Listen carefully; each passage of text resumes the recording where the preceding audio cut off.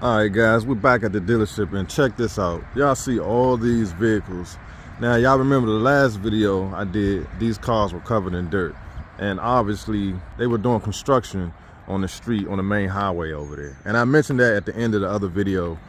But a lot of people didn't watch the whole video, so you wouldn't know that. But anyway, guys, as you can see, they still have overstock of inventory. And what's going to happen is, if they don't sell these vehicles, they will get repossessed by the floor plan lien holder. So if they don't sell these cars, that means the dealership will have their cars repossessed, just like they will repossess our cars if we don't pay our loan.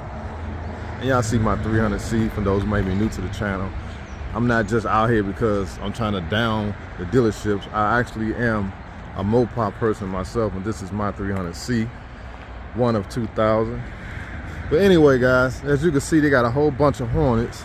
Nobody seems to want to buy these cars.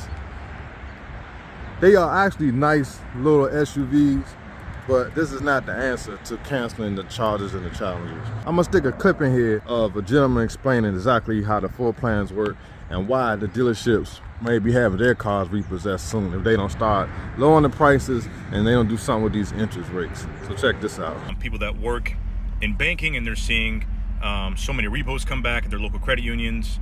They're seeing lines of credit being defaulted by the dealerships. And yes, dealers can also get all their vehicles repoed if they default on their floor plan or their line of credit, because it's collateralized for the most part. So this is the scariest part too. Not only can consumers get their vehicles repoed, but dealers can also get their vehicles repoed if they have a floor plan and they're defaulting, and the default is so long and they're unable to pay the fees associated with keeping that floor plan current.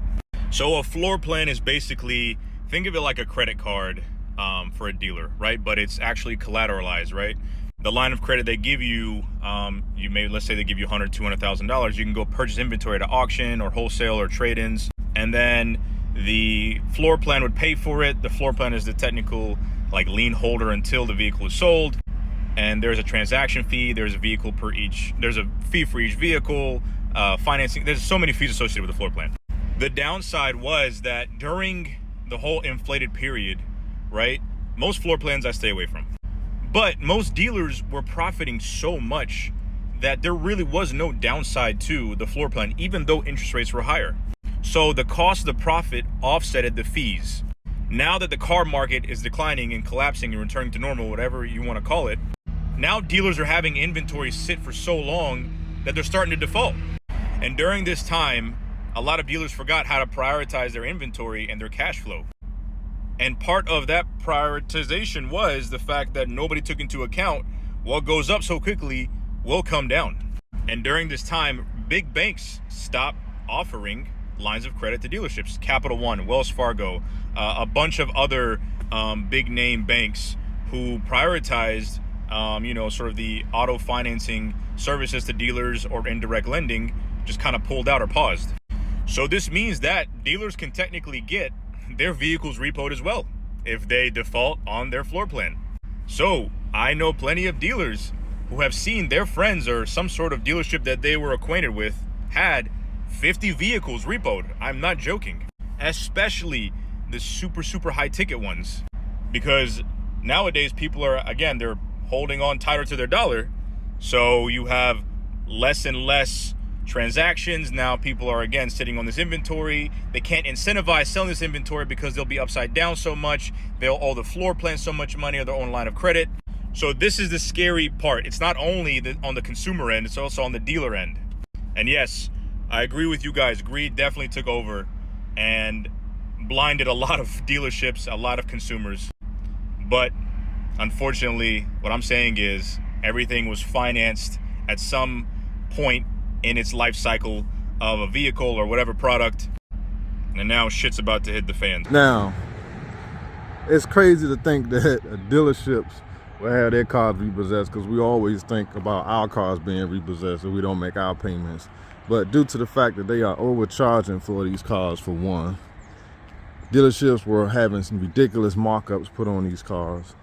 That's where we at these days. I figured y'all would find that kind of interesting, that if they don't start selling these cars, they will get them repossessed. Cause I've always wondered, like, what they gonna do if they don't sell these cars? They just sitting on these vehicles, man. It's just a ridiculous amount of Jeeps, minivans. Look, I mean, they go all the way to the back. Look at that. That's crazy. So let's check out some prices on these cars while we're here. Because from what I understand, I heard they got a lot of good deals on these Jeeps. So let's go over here and see how much this Rubicon is. This one is 72. And that's actually the dealership over there. This is like their second lot. They got a lot of different versions of these Grand Cherokees. This is a Trailhawk. Let's see how much this is. 68. And then these are nice. 23 model. Super nice. But with these interest rates, they can't sell them. Let's go up here and look at these Hornets. I know a lot of y'all don't like these Hornets, but I happen to like this blue right here. I like this blue color. I think they're too small in the inside, if you ask me, but they're actually nice vehicles. They got a lot of cheap material on the inside, but if they were to lower the price on them, I think they would sell. But they just charging too much for them. Look at this truck is almost $50,000, guys. And that's without taxes and tags. 24 Hornet RT track pack. Blacktop, E all-wheel drive. Another RT. All the dealerships across the country are having the same problems because they got all this inventory coming in and they had these cars marked up so much. Now it's just overstock. So in order for them to start moving these vehicles, they're gonna have to lower the prices and the interest rates. They're gonna have to do something about that. And these are all V6 Chargers and Challengers. So yeah, this is a GT. They want 43 for this 23 GT. It's another GT. Well, this is an XXT. So the GTs are all-wheel drive, if I'm correct. Let's see, GT. This Hemi orange package right here. This car been here for a minute. 48,000 for this drink. It's nice in the inside, but I'm not paying 50 grand for a GT. I'm just not gonna do it.